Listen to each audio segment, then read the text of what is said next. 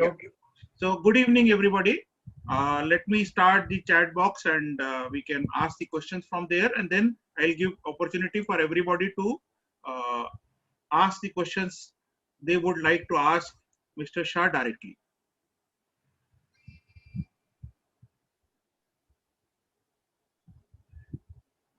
Okay, we have a question from Mr. Sanjay Khushwa. His question is, what signature of failure due to residual stress? What is the signature of failure due to residual stress?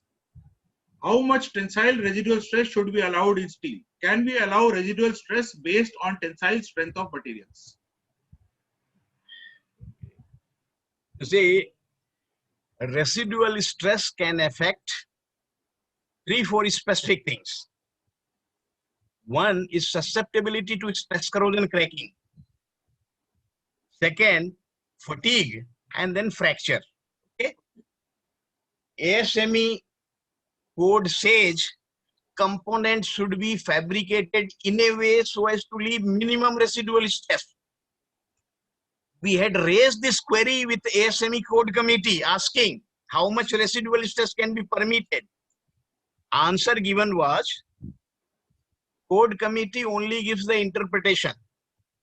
It is for the designer of a specific component to decide how much he can permit. Okay. So things are not now residual stresses are elastic stresses. It can reach up to yield strength. Okay. Yes, they can. And say stress corrosion cracking threshold stress may be close to yield strength. Okay. So if residual stress plus service stress together reaches yield strength, it can lead to stress corrosion cracking. If applied stress, loading stress is low, then one can allow more residual stress. But things are, it is very difficult to define that level of residual stress level of residual stress cannot be defined. Acceptable level of residual stress cannot be defined, but all measures should be taken to reduce the residual stress. Say, after welding, code is asking for post-weld heat treatment. That is to temper the martensite as well as reduce the residual stress. Okay. And if austenitic stainless steel, where we have problem of stress corrosion cracking, if we have any bending, if it is a sharp bending, we ask for bend portion to be stress relieved. Okay. And because stress relieving will be, just joining to this question, normally we add compressive stresses to material as residual stresses because they are supposed to be helpful. Yeah, then that is beneficial. We never like to add tensile stresses to the material. Yes, compressive stresses are beneficial.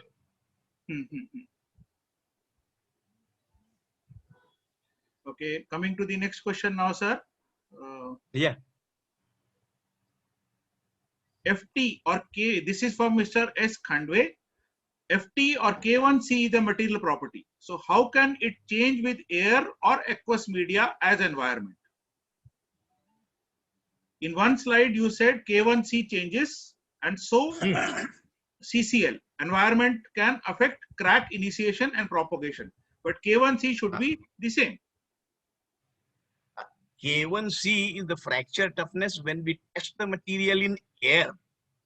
You see, suppose there is an environment which can initiate stress corrosion cracking. The cracking mechanism is different. Okay. That chloride can absorb. I think if you have referred to corrosion book by Ulig, he gave this mechanism, specific ion adsorption bond weakening mechanism. So that will reduce the toughness, fracture toughness. So in presence of environment, fracture toughness will be lower. Okay. Okay. I hope that gives some clarification to Mr. Khandwe. Now coming to the next question.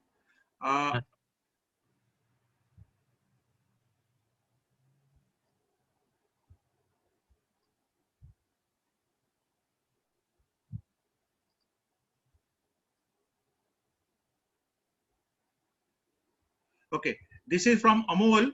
Usually for casting parts, design engineers always specifies level 1. level 1 requirements which may not be feasible sometimes for foundry.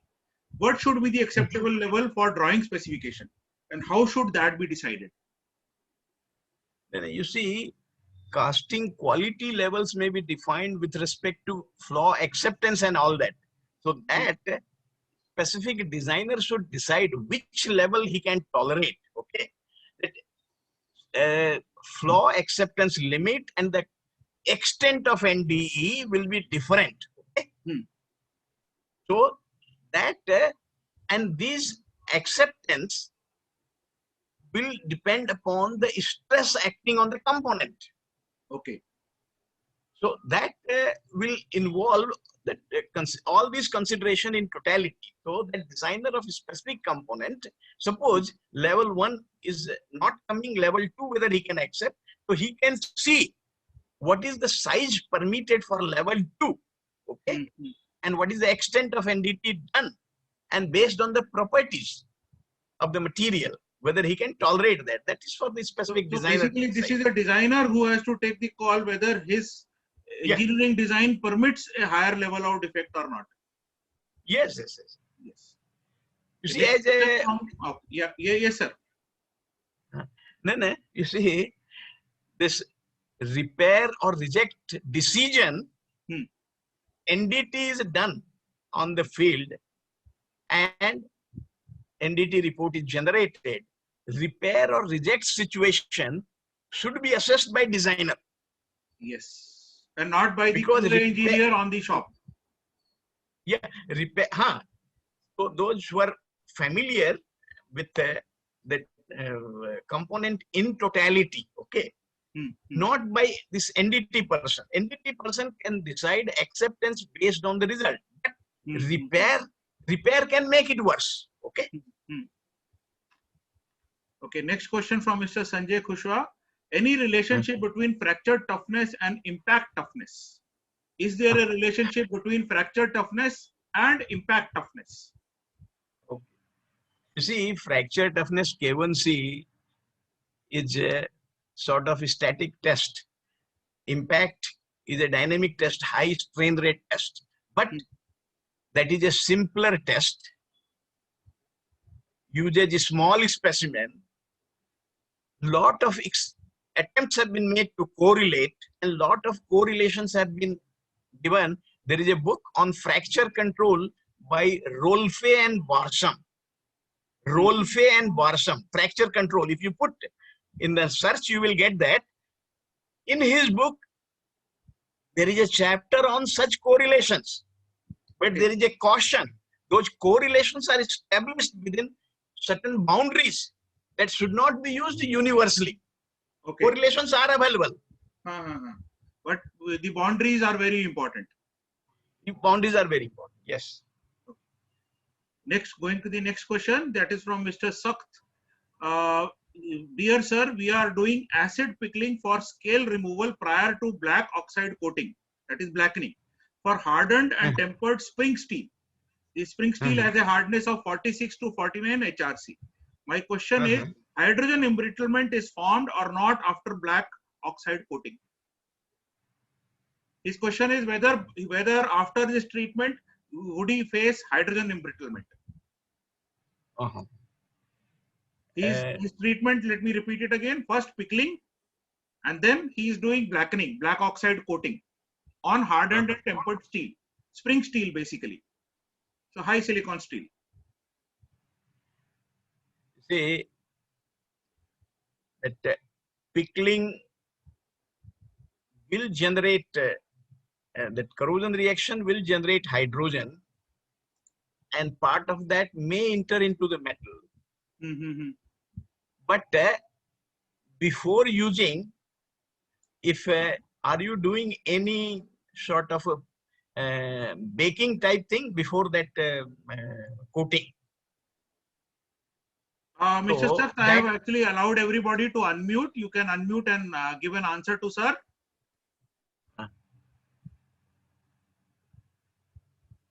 No, sir. He's doing the answer to sir. In the chat box, he said he is not doing it. No, sir. Okay. So, so do you have you experienced hydrogen induced damage, or you are just thinking it may be there? No, I think Sir, he's I am just just, thinking it may be there. He's just looking at the possibility. sir, actually my question is whether the hydrogen embrittlement is formed during or after processing. That's right, sir. Actually, we have not faced any issues, sir, hydrogen embrittlement issue. Okay, you have not faced any issues. Okay. Yeah. Now, Okay. you see, before pickling and Okay. after pickling, Okay, sir. you can get the samples analyzed for hydrogen. Okay. Oh, okay. Okay, sir. Okay. Now, just having hydrogen also is not adequate. Okay. See, hydrogen embrittlement or cracking will need some stress. Okay? Yes, sir. And there Okay. are a lot of other mechanisms. If there is a stress gradient, Yes, sir. so hydrogen migrates from low stress to high stress. Okay. Okay. Okay, sir. Hydrogen can migrate only as H and not H2. It can Oh, migrate only as atomic hydrogen. yes, sir. Yes, sir. Yes, sir. But from low stress, it will go to high stress, where lot Okay. of H can join and Yes, sir. form H2 molecule. Yes, sir. Yes, sir. And that will be responsible for causing cracking or bond breaking. Okay. You have not faced, there is no problem. But Okay, sir. whether pickling reaction generating hydrogen is getting absorbed or not, you can get samples analyzed.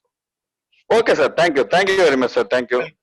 There is Thank you another for your question, sir, from Mr. Robin Kumar. He says, as you say, chlorine environment reduce the fracture toughness and SCC proceed. But in BWR reactor, IGSCC happen just because of highly oxidizing environment. And one more thing, is chlorine induced TGSCC only? You see, IGSCC requires simultaneous presence of three parameters: sensitized microstructure, tensile stress, it could be residual alone or residual plus service stress, and then suitable corrosive environment. So in boiling water reactor, we have oxygenated water. This water undergoes radiolysis, radiolytic decomposition. Though it's having very low oxygen to start with, it undergoes dissociation and becomes oxygenated. That is the corrosive environment which initiates IGS. Okay, so as a remedial measure, hydrogen water chemistry. See, hydrogen is added to that water so that equilibrium oxygen goes down. There is equilibrium between hydrogen and oxygen. Radiolysis decomposes water, generates oxygen, which becomes corrosive to cause IGSCC. So there is a hydrogen water chemistry. That is also one of the remedial measure for IGSCC. Okay. Sir, I agreed, sir. But if in case that our material is sensitized and there is a presence of chlorine and stress, tensile stress is available, then which SCC we will got? Means IGSCC or TGSCC? These are corrosion cracking. Yes, sir. Corrosion always takes place at anode. Yes, sir. See, we have cathode, anode, and electrolyte to connect the two. It's always Yes. anode which undergoes corrosion. Okay. Now, Yes, when grain boundary is always anodic, so if it is sensitized, it's more anodic. Okay. Now, if within the grain how crack goes, it is a corrosion cracking. So within the grain we have stacking faults. That is the lattice defect that competes with the grain boundary. Okay. So it's the competition between stacking fault within the grain and sensitization at the grain boundary, and which will be anodic. That anodic path will lead to cracking in that path. Okay, if it is stacking fault more anodic than grain boundary, crack will follow the stacking fault. It will be transgranular stress corrosion cracking. Okay, Yes, sir. Yes, sir. otherwise it will be intergranular stress corrosion cracking. So we have more problem of TGSCC in austenitic stainless steel because stacking fault energy is low and faults are more. Okay. But once there is a sensitization, grain boundary becomes anodic and that competes with the stacking fault. So it's the relative susceptibility of stacking fault and the grain boundary which will decide the path. Thank you, sir. But normally when there is a sensitization, it will undergo grain boundary cracking, say IGSS. Okay. But even if that is addressed, there is a no sensitization, it can undergo stress corrosion cracking, which will be transgranular because there is an anodic path available. There is a stacking Yes, sir. fault.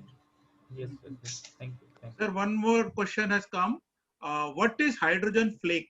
Is it a metal hydride embedded in a metal matrix? Hydrogen embrittlement in steel is a different than titanium and zirconium. In titanium and zirconium, it is through hydride, which is brittle. It is not a problem in steel. Hydride is not a problem in steel. Okay. Now, hydrogen flake, suppose hydrogen is present in the steel mass as H. During forging, stress is not uniform. Yes. Okay. Hydrogen is present throughout the bulk.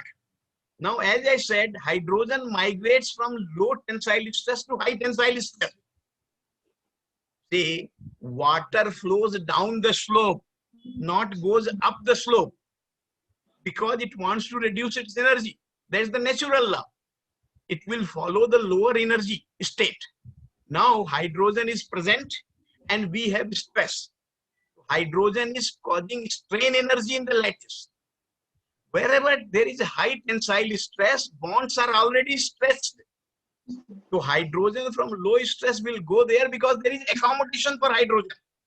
So hydrogen will migrate from low stress to high stress, and there lot of hydrogen atom gets accumulated. They combine to form molecule. A lot of molecule means there is a pressure, and that pressure induced stress will break the bond. That is hydrogen flake mechanism. I think that also answers question of Mr. Manral, who has asked a similar question on hydrogen embrittlement only. Okay.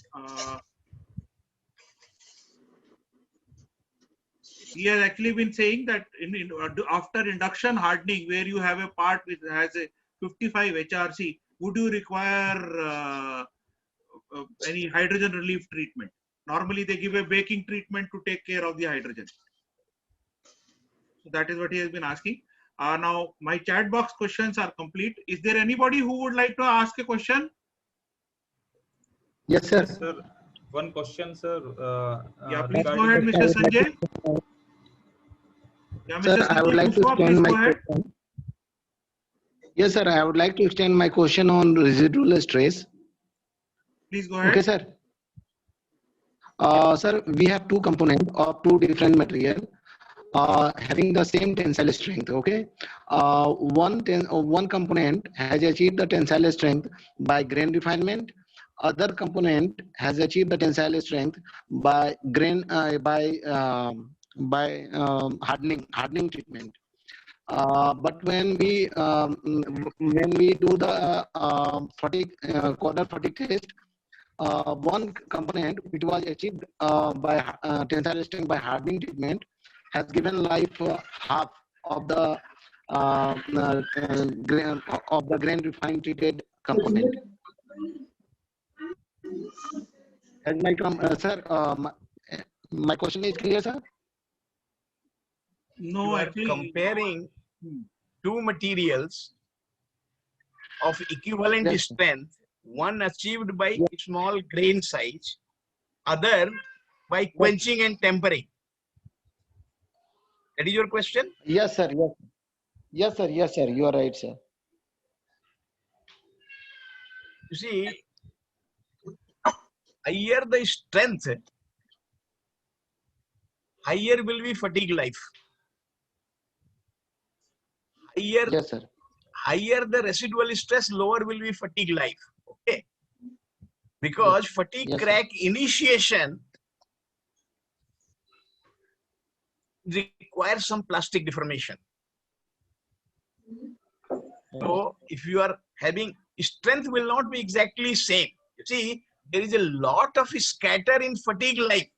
Suppose when you say grain refined material gives lower fatigue life, if you No, test grain 10 refinement, samples, you will get 10 different values. So it the will grain be refinement for component which are grain refined gives more fatigue life compared to hardened and tempered. okay. So there you can see, in hardening, tempering, suppose there is a hard zone and soft zone. That interface also can initiate fatigue crack. Any non-uniformity in the microstructure can initiate fatigue crack. Okay. So there are a lot of things. I am telling, when you say fine grain size material is giving higher fatigue life and quenched and tempered gives a lower fatigue life, if you test 10 samples, they will overlap. There is a lot of scatter in fatigue life. Okay? But if you introduce compressive stress on the surface, fatigue life will improve. Okay. Okay, sir. Remove any stress region on the surface. Okay. Suppose surface finish. Suppose quenched and tempered, and that if you have some grinding done, if surface is rough, that will reduce the fatigue life. There are a lot of factors affecting the fatigue life. Thank you, Mr. B.K. Shah, for a very nice presentation, very comprehensive one. It is always a pleasure to listen to you wherever you talk. You have got a large experience in the field as well as subject matter. I have taught this fracture mechanics for decades. And when you were giving a talk, I used to give 40 hours lecture on this. You have summed up in 1.5 hours. Yeah, So, and sometimes the questions are gives more learning as the speaker itself. I learned from the questions that were raised. I would like to comment on a few of them. Oh, yes. Starting from the last one. The question was that he has got two steels, one with low grain size, another with the lower yield strength, another with higher yield strength. And he said the fatigue life is less. And according to theoretical things, you know, you say that higher is the strength, greater is the fatigue life. Okay. Yeah. And fatigue phenomena depends on two things. You don't forget that. One is the crack initiation and crack propagation. So one more important thing is the ratio between the yield strength and the UTS. In the case of fatigue loading, you know, there is no question of going beyond yield strength. See, there are billions of grains, you know, which are weaker. And there, you know, the plastic deformation can take place, you know. So what happens, even when the plastic deformation is taking place, you don't have to worry. You say, okay, plastic deformation has taken place, my material has got strengthened. But think of that thing. Your material gets strengthened and its yield strength is reaching. And suppose what will happen when the yield strength reaches the ultimate tensile strength? There will be a failure. So what matters is the difference between your yield stress and the UTS, where, you know, the stable crack growth takes place. You know, that is one thing. That is, I mean, off the cuff as I am thinking. Second thing, there was a question for a spring steel, you know, on hydrogen and things like that. He was asking that, you know, hydrogen, he has done something treatment and he feels that the hydrogen has gone inside. As you rightly said that, you know, there are different types of hydrogen embrittlement, you know. One depends on how the hydrogen has gone inside the material, like internal hydrogen embrittlement. hydrogen environment embrittlement or hydrogen reaction embrittlement. So hydrogen has gone inside, but there are other types of hydrogen embrittlement depending on what type of loading is taking place. Suppose the spring steel, you are, I guess that you are giving some cyclic loads or some variation of load is there. Am I correct? During the field condition. That assumption can always be correct. That assumption I can always take. So spring steel will always be given the cyclic load, And as Mr. B.K. Shah said, there may be some prescribed limit of 2 ppm parts per billion or whatever is hydrogen. But what happens is that when we are doing this type of cyclic loading, there is a uniform hydrogen distribution and there is a hydrogen concentration, as he also pointed out, that in forging what happens is hydrogen gets transported from low tensile strength to higher tensile strength, So that type of a phenomena happens, and this is more complicated in the case of fatigue because you have got a static plastic stress, plastic zone, then reverse plastic zone and things like that. So that may affect the life of, it depends on the hydrogen may go to the elastic plastic boundary and the cracking may start. So it does not depend on how much this thing is there. So these are a few things, that is there. And the final comment that I would like to make is, Mr. Shah said designing. What we are referring today is in design, the first thing that we are assuming is that the material is without crack. But as you said rightly, that nothing is without crack. You started your talk. It depends on whether we can detect it. If we cannot detect it, we have to assume that that size of crack is existing. And we have now gone to from defect tolerant design, as you yourself said, that we assume that there is a crack, and based on that, we find out whether the brittle fracture will take place or ductile fracture will take place. You very rightly said, failure assessment diagram. When the stress intensity reaches K1C, the failure will take place in a brittle manner. When yield strength, when the applied stress goes yield strength, then ductile failure. So you have seen a cycle there, So if we are within that envelope, you are safe. So we have to we have to live with the defect. We have to monitor the defect, during the service period. And everybody has got defects. We have also got defects, and we are surviving our, now the age limit has gone up to 80 and things like that with all the defects. So materials can also go for service, for certain times. Only thing is you have to do their treatment, this scanning and things like that, like we go for. So we have to live with the defects. Only thing is, we can keep monitoring the things, And I have got a problem with the people who have got both the sides of the knowledge. When we are in IITs, people blame us that only the theoretical thing. When we come out and try to find out in industry, we find that there are several standards. And those standards, I don't know how they have been made. They can be very greatly debated, So I think people of your experience and many people who are attending this, we can have a regular meeting to discuss certain problems which the industries are facing because of the standards, which may or may not be correct. So that is my comment on your presentation. Thank you.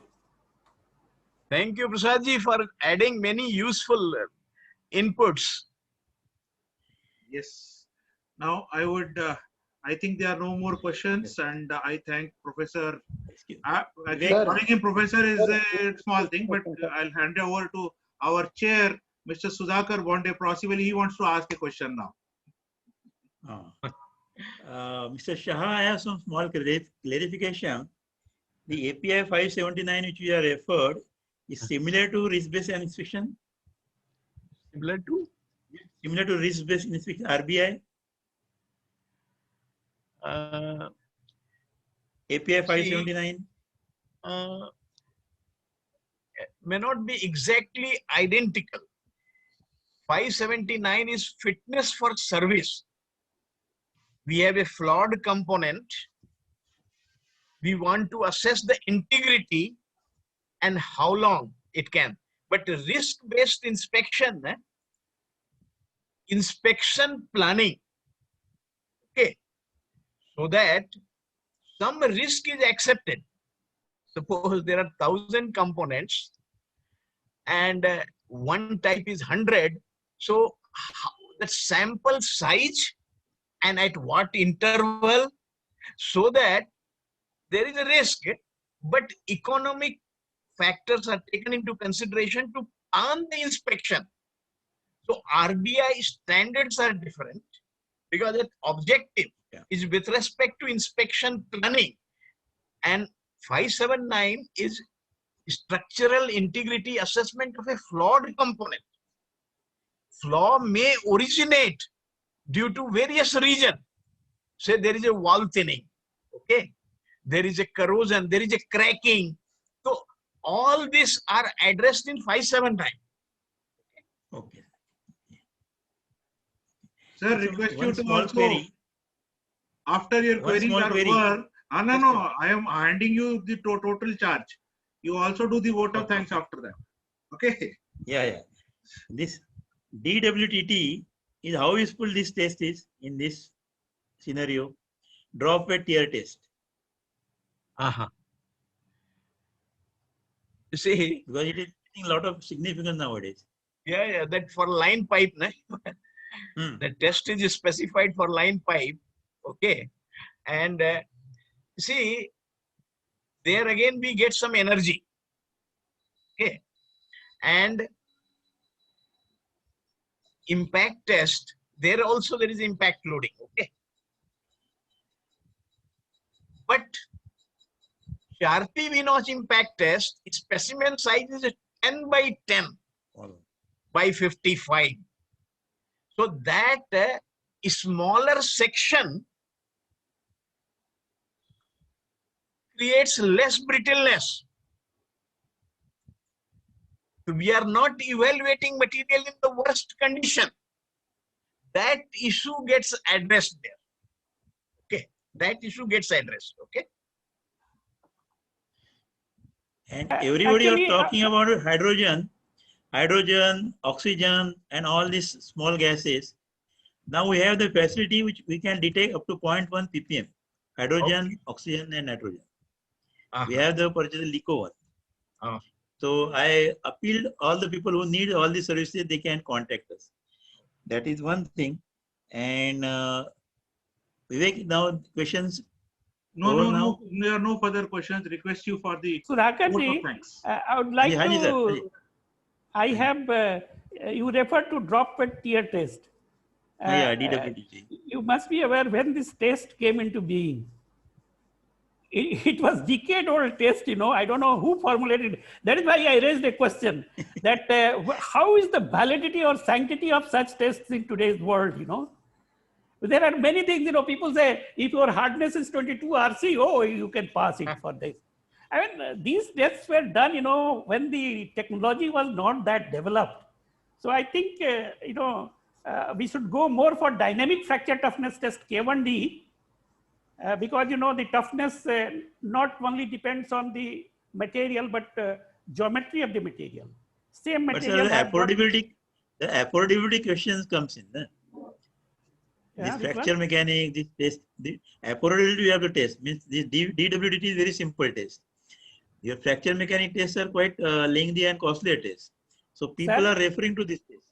Sir, if we are entering into the global market and if we are going for steels for qualification for offshore applications, CTOD test has become compulsory, Must be, mandatory. yeah. So I have known the industry until unless it becomes compulsory, nobody follows it.